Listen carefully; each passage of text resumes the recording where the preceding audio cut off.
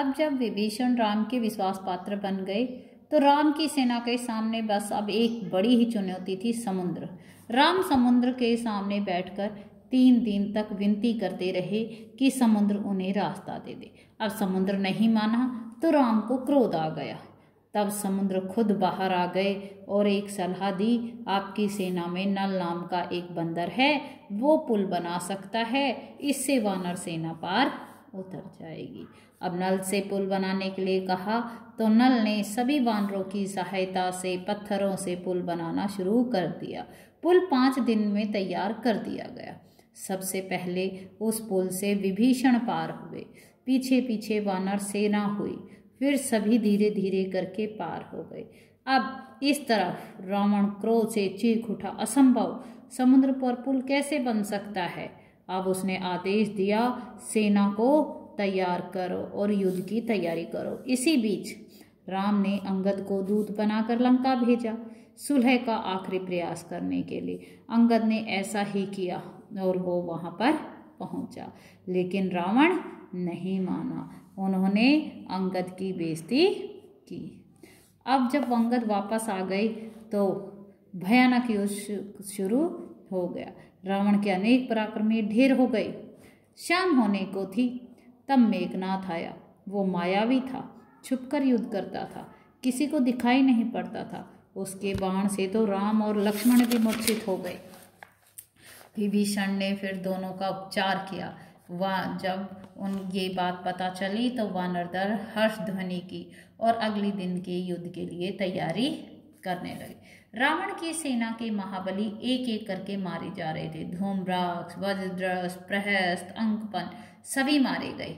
ये बात सुनकर रावण हड़बड़ा गया और खुद ही युद्ध की कमान संभाल ली। पहली ही मुठभेड़ में वो लक्ष्मण पर भारी पड़ गया, लेकिन राम के बाणों ने उसका मुकुट धरती पर गिरा दिया और वह लज्जित होकर वापस आ गया। अब रावण ने अपने भाई कुंभकर्ण को जगाया। वो 6 महीने सोता था और बहुत शक्तिशाली था। कुंभकर्ण को देखकर तो वानर सेना में खलबली मच गई। जहां से कुंभकर्ण निकलता वहीं हजारों वानर दबकर मर जाते। हनुमान और अंगद को भी उसने घायल कर दिया। तब राम और लक्ष्मण आगे आए और उन्होंने बाणों की वर्षा से कुंभकर्ण को सदा के लिए सुला दिया। अब रावण तो निराश हो गया। कुंभकर्ण उसका दायां हाथ था। उसे लगा कि अब तो उसकी लंका जो है वीरान हो गई। मेघनाथ ने उसे सहारा दिया। मेघनाथ ने कहा, मैं आपको युद्ध में जिताऊंगा। अब मेघनाथ युद्ध के लिए गया तो मेघनाथ और लक्ष्मण का भीषण युद्ध हुआ। बाण हवा में टकराते और अचानक नष्ट हो जाते। अचानक लक्ष्मण का बाण जो था मेघनाथ को लग गया। वो घायल हो गया, इसलिए मेघनाथ पीछे मुड़कर महल की ओर भागा।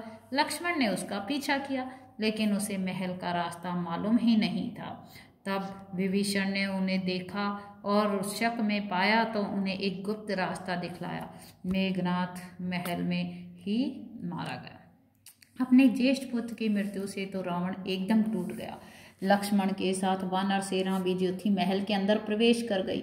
उन्होंने भी अन्न भंडार, शस्त्रागार सब कुछ जला दिए। कंपन, प्रजंग, यूपाक्ष, कुंभ, निकुंभ, देवांतक, त्रिशरा सब मारे गए। राक्षस सेना भाग खड़ी हुई। अकेला बचा रावण युद्ध के लिए निकला। राम लक्ष्मण उनके सामने पहुंच गए। थोड़ी देर में विभीषण भी आ गया। विभीषण को राम की सेना में देखकर रावण उबल पड़ा। उसके लिए तो ये देशद्रोह था, छोटे भाई का विश्वासघात था। उन्होंने विभीषण पर निशाना साधा, लेकिन लक्ष्मण उन्हें बचाने के लिए बीच में आ गए और बाण उन्हें लग गया और वो अचेत हो गए। ये देखकर राम को निराशा हो गई। राम ने लक्ष्मण को सुग्रीव की निगरानी में रखा और खुद रावण से युद्ध करने लगे। उधर जो हनुमान थे लक्ष्मण को रण क्षेत्र से दूर ले गए।